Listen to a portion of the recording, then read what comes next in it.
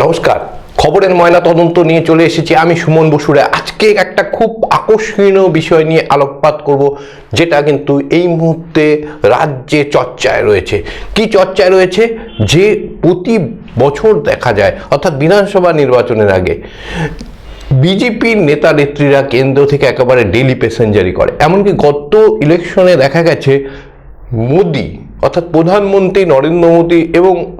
অমিত শাহ স্বরাষ্ট্রমন্ত্রী, তারা কিন্তু একেবারে আমরা যদি দেখি প্রতিদিনই বাংলাতে আসতেন এবং তৃণমূল কংগ্রেসের যারা সদস্য নেতা তারা কিন্তু কটাক্ষ করে বলতেন যে ডেলি প্যাসেঞ্জারি না করে বাংলায় একটা ঘর নিয়ে নিলেই তো হয়, তাহলে কিন্তু অনেক খরচ বেঁচে যাবে। এবং এবার কিন্তু দেখা যাচ্ছে বা শোনা যাচ্ছে সেটা হচ্ছে কেন্দ্রের স্বরাষ্ট্রমন্ত্রী বা বিজেপির সবচেয়ে গুরুত্বপূর্ণ নেতাদের মধ্যে একজন অমিত শাহ, তিনি কিন্তু কলকাতাতে একটা বাড়ি নিতে চলেছেন এবং সেই বাড়ির কিন্তু কাজ অর্থাৎ খোঁজ খবর এবং চিহ্নিতকরণের কাজ অনেকটাই এগিয়ে গেছে, এমনটাই কিন্তু রাজ্য রাজনীতিতে কান পাতলে শোনা যাচ্ছে। এবং ডিসেম্বর মাসে কিন্তু তিনি কলকাতার সন্নিকটে যে বাড়িগুলি দেখা হয়েছে সেই বাড়ির একটিতে কিন্তু তিনি অবস্থান করবেন, যেহেতু তিনি স্বরাষ্ট্রমন্ত্রী এবং তার নিরাপত্তার বিষয়টি অত্যন্ত গুরুত্বপূর্ণ। ফলে এটা একদিকে যেমন গোপন রাখা হয়েছে, অন্যদিকে আমরা যদি দেখি তার প্রথমে কিন্তু সুরক্ষার বিষয়টিকে গুরুত্ব দেওয়া হবে, তারপরে কিন্তু সেই বাড়িতে তিনি চলে আসবেন এবং আগামী যে নির্বাচন সেই নির্বাচনে তিনি পশ্চিমবঙ্গের মাটিতে থেকেই কিন্তু বিজেপিকে নেতৃত্ব দেবেন এবং যাতে বিজেপি একটা ভালো ফলাফল করতে পারে আগামী যে বিধানসভা নির্বাচন সেই নির্বাচনে। এই পিছনে কি কারণ রয়েছে? সত্যি কি অমিত শাহ দিল্লি ছেড়ে পশ্চিমবঙ্গে চলে আসবেন এবং পশ্চিমবঙ্গে যতক্ষণ না ভোট একেবারে সুসম্পন্ন হচ্ছে ততক্ষণ তিনি থেকে যাবেন, স্থায়ীভাবে থাকবেন এখানে? সে নিয়ে কিন্তু যেমন প্রশ্ন উঠছে এবং এর পিছনে কিছু কারণ বা যুক্তি দেখানো হচ্ছে। কিছু যুক্তি আমরা যদি যেটা কান পাতলে শোনা যাচ্ছে সেই নিয়ে কিন্তু আজকে আলোকপাত করব খবরের ময়নাতদন্তে। প্রথম যুক্তি যে 2021 সালের নির্বাচনে ব্যাপক গণনা কারচুপি হয়েছিল এবং গণনা কারচুপি হয়েছিল যেদিন অর্থাৎ 2রা মে 2021, সেদিন কিন্তু সকাল 11:30 বা 12টা থেকে কিন্তু বিভিন্ন জায়গায় খেলা হবে স্লোগানে বিজেপি কর্মী বিজেপি নেতা তাদের বাড়িতে কিন্তু বিভিন্ন ধরনের ঘটনাক্রম ঘটানো হয়েছিল এবং বহু মানুষকে পলায়ন করতে হয়েছিল প্রাণের ভয়ে বিভিন্ন রাজ্যে, আসাম, উড়িষ্যা। ফলে এই যে একটা পরিস্থিতি, এই পরিস্থিতি যাতে এবার আর না হয় সেজন্য স্বরাষ্ট্রমন্ত্রী নিজে কিন্তু বাংলাতে থাকবেন এবং তিনি কলকাতা থেকে ভোট পরিচালনা করবেন বা ভোটে তিনি কিন্তু বিজেপি কর্মীদের উৎসাহিত করবেন, এমনটা কিন্তু বলা হচ্ছে 1 নম্বর কারণ। 2 নম্বর যে কারণটা বলা হচ্ছে যে বিজেপি কর্মীরা 2021 সালে এই যে নির্বাচন সেই নির্বাচনে কিন্তু অনেক আশা করেছিল এবং বিভিন্ন ধরনের যারা ওপিনিয়ন পোল করেন, এক্সিট পোল করেন, তারা কিন্তু বলেছিলেন যে বিজেপি এবার অত্যন্ত ভালো ফল করতে চলেছে এবং কিছু যারা গুরুত্বপূর্ণ যারা এক্সিট পোল করেন, বিভিন্ন জায়গায় মিলিয়ে দেন, তারা কিন্তু বলেছিলেন যে বিজেপি এবার সরকারে আসতে চলেছে। কিন্তু বাস্তব ক্ষেত্রে দেখা যায় 2রা মে ভোট গণনার পর বিজেপি যখন হেরে যায় খাতা কলমে এবং বিভিন্ন জায়গায় কিন্তু বিভিন্ন ঘটনা ঘটতে থাকে, তখন বিজেপির যারা নেতৃত্ব তারা কিন্তু কার্যত গর্তে ঢুকে যান এবং তারা সেই সময় বিজেপির যে একেবারে মাটির তলার মানে কিন্তু নিচু তলার যারা কর্মী তাদেরকে কোনো রকম সহযোগিতা করতে পারেনি। 2-1 নেতা কিন্তু নেমে পড়েন এবং তাদের মধ্যে অবশ্যই শুভেন্দু অধিকারী ছিলেন এবং সেই সময় যিনি রাজ্যপাল ছিলেন তিনিও কিন্তু ময়দানে ছিলেন এবং অনেক আমরা যদি দেখি সেই নিয়ে কিন্তু চর্চা হয়েছে, বিভিন্ন ধরনের আইনি লড়াই হয়েছে এবং বিভিন্ন অভিযোগ দায়ের হয়েছে, পরবর্তী সময়ে বিভিন্ন লোক গ্রেপ্তার হয়েছে কিন্তু এবং অনেকের প্রাণহানিও হয়েছে। এই যে একটা পরিস্থিতি, এই পরিস্থিতিটা যাতে এবছর না হয় এবং বিজেপি কর্মীরা, দ্বিতীয় কারণ হচ্ছে বিজেপি কর্মীরা যাতে উজ্জীবিত হয়, তারা যাতে ভরসা পায় না আমাদের রাজ্যে এখন কিন্তু অমিত শাহ হয়েছেন, কেন্দ্রীয় স্বরাষ্ট্রমন্ত্রী রয়েছেন, এই ধরনের পরিস্থিতি আর হবে না। আমরা ভোটে নেমে বিজেপিকে আগেরবার যেমনভাবে কাজ করেছিলাম সেই কাজ করতে পারি, সেজন্য কিন্তু তিনি এই ধরনের একটা সিদ্ধান্ত নিতে চলেছেন বলে এটাও কিন্তু একটা কারণ হিসেবে উঠে আসছে। আরও একটা কারণ হচ্ছে, 3 নম্বর যে কারণটা উঠে আসছে সেটা হচ্ছে বর্তমান সময়ে কিন্তু এসআইআর হচ্ছে, এবং এসআইআর কিন্তু তৃণমূল কংগ্রেস সুপ্রিমো প্রথমে বলেছিলেন পশ্চিমবাংলায় এসআইআর হতে দেব না, কিন্তু পরবর্তী সময়ে দেখা যাচ্ছে এখানে এসআইআর হচ্ছে। শুধু এসআইআর হচ্ছে না, এসআইআর কিন্তু প্রায় দেখা যাচ্ছে বহু সংখ্যায় আমরা যদি দেখি যে ফর্ম বিতরণ হয়েছিল সেগুলো কিন্তু ফিল আপ হয়ে ইতিমধ্যে জমা পড়েছে, এবং জমা পড়ার সঙ্গে দেখা যাচ্ছে ম্যাপিংয়ে অনেক ধরনের গলদ পাওয়া যাচ্ছে। অনেকের ভোটার তালিকায় দেখা যাচ্ছে তারা যে বাবার নাম দিয়েছে, মার নাম দিয়েছে, সেই নামগুলি কিন্তু ভুয়ো, অর্থাৎ অন্যদের নাম দিয়ে দেওয়া হয়েছে। কেউ কাকার নাম দিয়েছে, কেউ প্রতিবেশীর নাম দিয়েছে, কেউ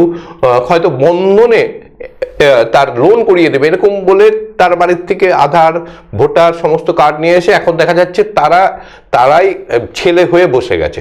এই যে বিষয়গুলো উঠে আসছে, এর সংখ্যা কত সেটা কিন্তু এখনো যদি পরিষ্কার চিত্র না পাওয়া গেলেও বিরোধী দলনেতা শুভেন্দু অধিকারী গতকাল যেটা দাবি করেছেন যে প্রায় 42 লক্ষ ভুয়ো ভোটার ইতিমধ্যে বা মৃত ভোটার ইতিমধ্যে চিহ্নিত হয়েছে, তাদের নাম কিন্তু বাদ চলে গেছে, এবং নির্বাচন কমিশন কিছু দুদিন আগে পর্যন্ত যে তথ্য দিয়েছে তাতেও কিন্তু দেখা যাচ্ছে প্রায় 36 লক্ষ নাম কিন্তু ইতিমধ্যে বাদ গিয়েছে, এবং আরও অনেক নাম কিন্তু বাদ যাবে, এবং কিছু নাম হয়তো সংযুক্ত হবে পরবর্তী সময় হিয়ারিংয়ের মাধ্যমে, কিন্তু মনে করা হচ্ছে যে 1 কোটি নাম বাদ যাবে। অর্থাৎ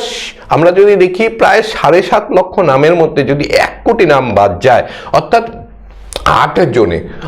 জনে বা 7 জনে যদি একজনের নাম বাদ যায়, সেটা কিন্তু একটা বিশাল বড় ঘটনা ঘটতে চলেছে। এবং এই যে ঘটনা যদি ঘটে, অর্থাৎ সত্যি যদি 1 কোটি নাম বাদ যায়, তাহলে কিন্তু পশ্চিমবঙ্গে একটা বিপদের কিন্তু একটা কারণ হতে পারে, একটা বড়সড় আন্দোলন বা কোনো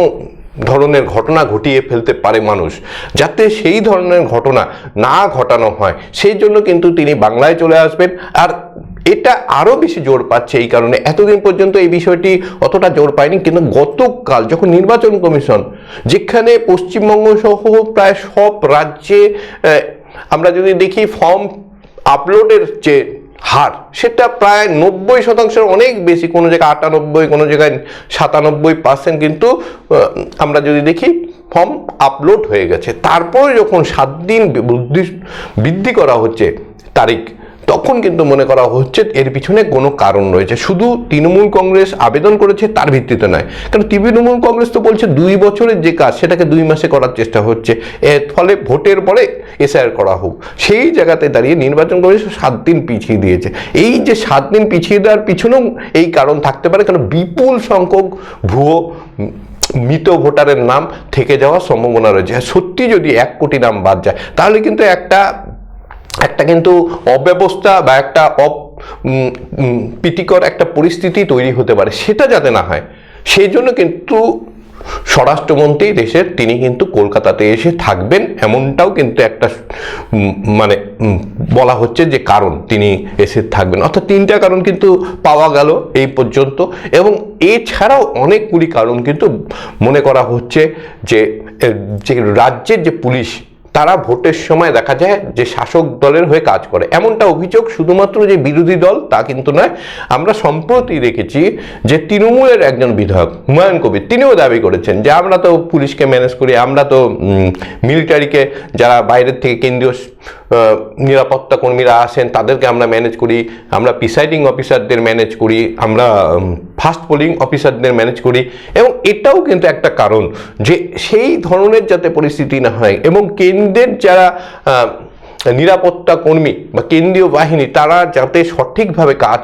করে ভোটের সময়, সেই জন্য কিন্তু 4র্থ কারণ হিসাবে বলা হচ্ছে। এবং 5ম কারণ কিন্তু অত্যন্ত গুরুত্বপূর্ণ। আমি 3 দিন আগে কিন্তু আপনাদের সঙ্গে আলোচনা করেছিলাম 1 কোটি যদি নাম বাদ যায় তাহলে কিন্তু বিজেপি জিততে পারবে না, তাহলেও কিন্তু তৃণমূল কংগ্রেস জয়লাভ পাবে। আমার যুক্তি ছিল যে প্রায় 60 লক্ষের মতন কিন্তু মতুয়া নাম বাদ যাবে তাতে, এবং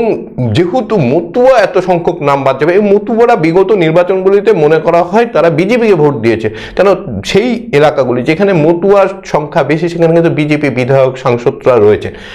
ফলে এই যে একটা পরিস্থিতি হবে আমি বলেছিলাম,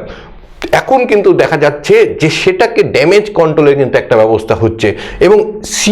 শিবির করে কিন্তু বিভিন্ন জায়গায় ফর্ম নেওয়া হচ্ছে এবং এফিডেভিট করা হচ্ছে, এবং তার মাধ্যমে যাতে যারা মতুয়া সম্প্রদায় রয়েছেন তাদের যাতে নাগরিকত্ব দেওয়ার পর তাদের যাতে নাম তুলতে পারে, যাতে 2025 সালের যে চূড়ান্ত তালিকা থাকবে তাতে যাতে তাদের নাম বাদ না যায়, সেই জন্য কিন্তু পিছিয়ে দেওয়া হয়েছে এমনটা বলা হচ্ছে একটা সূত্র থেকে। একই সঙ্গে অমিত শাহ কেন্দ্রীয় স্বরাষ্ট্রমন্ত্রী তিনি চলে আসছেন যাতে কোনো অপ্রীতিকর ঘটনা না ঘটে, কারণ প্রথমে তাদের যেহেতু সবাই এখন সিএতে নাম তুলতে পারবেন না, ফলে অনেকেই অ্যাপ্লাই করবেন, কিছুদিন সময় লাগবে। এই সময়ের মধ্যে যাতে কোনো ধরনের একটা অব্যবস্থা না হয়, কারণ আজকেও আমরা দেখেছি ইতিমধ্যে কলকাতাতে নির্বাচন কমিশনের দপ্তরের সামনে একদিকে মতুয়া সম্প্রদায়কে সঙ্গে নিয়ে গিয়ে কিন্তু অধীর রঞ্জন চৌধুরী কংগ্রেস নেতা তিনিও কিন্তু প্রতিবাদ করেছেন যে মতুয়াদের নাম কোনোভাবেই যাতে বাদ না দেওয়া যায়। সিপিএমও কিন্তু বলছেন যে মতুয়া সম্প্রদায়ের নাম যাতে বাদ না দেওয়া যায়, এবং বিজেপি তো আগের থেকে বলছেন মতুয়াদের নাম বাদ যাবে না, যদি বাদও যায় এই বছর ভোট দিতে পারবে না, তারা পরবর্তীতে ভোট দিবে, তাদের কিন্তু যেহেতু সিএতে আবেদন করবেন এবং সিএতে তাদের নাগরিকত্ব হয়ে যাবে, ভোটার কার্ডে নাম উঠে যাবে। কিন্তু সেটা মতুয়া সম্প্রদায়ের মানুষও কিন্তু চাইছেন না যে একবার নাম বাদ যাক। তাদের কথা হচ্ছে আমরা বাংলায় রয়েছি, অনেকে শরণার্থী হিসেবে রয়েছেন, অনেকে বাংলাদেশে উৎপীড়নের পরে এসেছেন, কিন্তু তাদের নাম যাতে এবারের তালিকায় থাকে সেই ব্যবস্থা করতে হবে। এবং এই বিষয়টি নিয়ে ইতিমধ্যে দেখা যাচ্ছে যে সিএর মাধ্যমে নাম নথিভুক্ত করার সংখ্যা বেড়ে গেছে ইতিমধ্যে, এবং বহু মানুষ চাইছেন দ্রুত তাদের নামগুলি যাতে হয়, এবং কেন্দ্রীয় স্বরাষ্ট্র দপ্তরের অধীনে কিন্তু এই কাজগুলি হবে, ফলে তাতে যাতে কোনো বাধা সৃষ্টি না হয়, অর্থাৎ মতুয়ারা যাতে খুব সহজে নাম তুলতে পারে। অর্থাৎ সিএর মাধ্যমে আমরা জানি যে মুসলমান সম্প্রদায়ের মানুষ ছাড়া যে বাকি যে সম্প্রদায় রয়েছে, অর্থাৎ যাদের বাইরের যে দেশ পাকিস্তান বা বাংলাদেশে বা আফগানিস্তানে নিপীড়ন হওয়ার সুযোগ রয়েছে, হিন্দু, খ্রিস্টান, বৌদ্ধ, শিখ, জৈন, পার্সিক, অর্থাৎ এদেরকে নাম নথিভুক্ত করা হয় সিএর মাধ্যমে। এবং মুসলমানরাও কিন্তু ভারতের নাগরিক হতে পারে, তার জন্য আলাদা নাগরিকত্বের যে আইন রয়েছে তার মাধ্যমে তারা কিন্তু নাগরিকত্ব হতে পারে। অর্থাৎ এই যে বিষয়, অর্থাৎ অন্য যে দেশ যেখানে ইসলামিক দেশ পাকিস্তান বা আমরা যদি দেখি বাংলাদেশ, সেই সব দেশ থেকে যাতে কেউ নিপীড়িত না হয়ে ধর্মীয় কারণে যদি ভারতে চলে আসে তাদের যাতে নাগরিকত্ব দেওয়ার ব্যবস্থা করা যায়, তার জন্য এই সিএ যে মাধ্যমে যাতে মতুয়া ছাড়াও অন্যান্য সম্প্রদায়ের মানুষ তারাও যাতে নাম নথিভুক্ত করে এই যে তালিকা, এই তালিকায় নাম উঠাতে পারে, সেই ব্যাপারটাকে একেবারে নিশ্চিত করতে কেন্দ্রের স্বরাষ্ট্রমন্ত্রী অমিত শাহ কলকাতায় এসে স্থায়ীভাবে থাকবার একটা ব্যবস্থা করছে, এমনটাও কিন্তু ষষ্ঠ কারণ হিসাবে উঠে আসছে। কারণ যাই হোক, এই মুহূর্তে কিন্তু চর্চায় রয়েছে কেন্দ্রীয় স্বরাষ্ট্রমন্ত্রী কলকাতাতে তিনি বাড়ি ইতিমধ্যে দুটি নাকি দেখে ফেলেছেন, কলকাতার একদম সন্নিকটে, এবং যা এয়ারপোর্ট থেকেও খুব কাছে শোনা যাচ্ছে, এবং সেখানে যদি তিনি এসে থাকেন তাহলে কিন্তু বাংলার রাজনীতিতে আমরা যদি দেখি একটা গুরুত্বপূর্ণ একটা কিন্তু অধ্যায় শুরু হবে, বা একটা অধ্যায় বলা চলবে, এবং সবাই কিন্তু তাকিয়ে থাকবে 2026 সালের নির্বাচনের দিকে। সারা ভারতবর্ষ কিন্তু তাকিয়ে থাকবেন যে অমিত শাহ গিয়ে কি বাংলায় মমতার যে সরকার সেই সরকারকে পতন ঘটাতে পারবে, নাকি মমতা ব্যানার্জি সমস্ত বাধা বিঘ্নকে একেবারে দূরে সরিয়ে রেখে তৃণমূল কংগ্রেসকে আবার 2026-এ মসনদে বসাতে পারবে। আর এই দুটি ঘটনাই কিন্তু অত্যন্ত গুরুত্বপূর্ণ হয়ে উঠবে। এক নম্বর, স্বরাষ্ট্রমন্ত্রী যদি এখানে থাকেন এবং তিনি যদি বিজেপির হয়ে একটা যে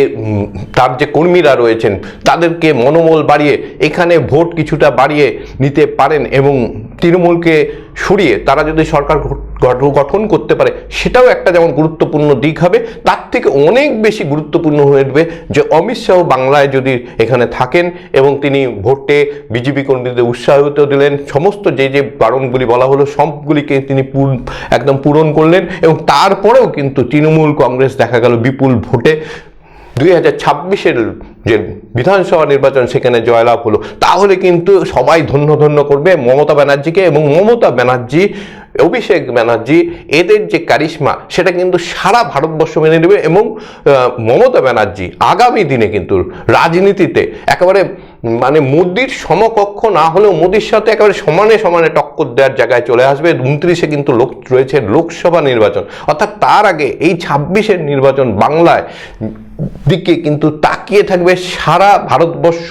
অর্থাৎ আমরা আগামী কয়েকদিনের মধ্যেই কিন্তু এই বিষয়ে বিস্তারিত জানতে পারবো তিনি সত্যি আসছেন নাকি এটা একটা গুজব ছিল, শুধুমাত্র কয়েকটি বাড়ি দেখা দেখি ছিল, এবং স্বরাষ্ট্র মন্ত্রক তাকে মানে অনুমতি দেন কিনা বা তার এই নিরাপত্তার বিষয়টি সুনিশ্চিত করতে পারে কিনা সেদিকে কিন্তু আমাদের নজর থাকবে। কিন্তু এর মধ্যে অনেক ঘটনাক্রম যে ঘটতে চলেছে তা কিন্তু বোঝাই যাচ্ছে, এবং নির্বাচন কমিশনের যে তথ্য আসতে শুরু করেছে তাতে কিন্তু বোঝা যাচ্ছে বহু নাম আরো বাদ যাওয়া কিন্তু বাকি রয়েছে, এবং ইতিমধ্যে প্রায় 40 লক্ষ নাম কিন্তু বাদ চলে গেছে। আর 60 লক্ষের মতো কিন্তু নাম যদি বাদ যায় তাহলে কিন্তু বিজেপি নেতাদের কথা অক্ষরে অক্ষরে মিলে যাবে, এবং বাংলার রাজনীতিতে আরও আকর্ষণীয় হয়ে উঠবে কিন্তু 2026-এর বিধানসভা নির্বাচন। আমরা খবরের ময়নাতদন্তে প্রতিদিন থাকছি, আজকেও আমরা ছিলাম এবং আগামীকাল থাকবো অন্য কোনো বিষয়ে। আজকের যে আলোচনা আমরা করলাম অত্যন্ত গুরুত্বপূর্ণ আলোচনা করলাম, অমিত শাহ কি বাংলায় একেবারে স্থায়ীভাবে থাকতে চলে আসছেন এবং ভোট পর্যন্ত তিনি থাকবেন সেটা দেখবার জন্য আর কিছুদিন আমাদের অপেক্ষা করতে হবে। নমস্কার।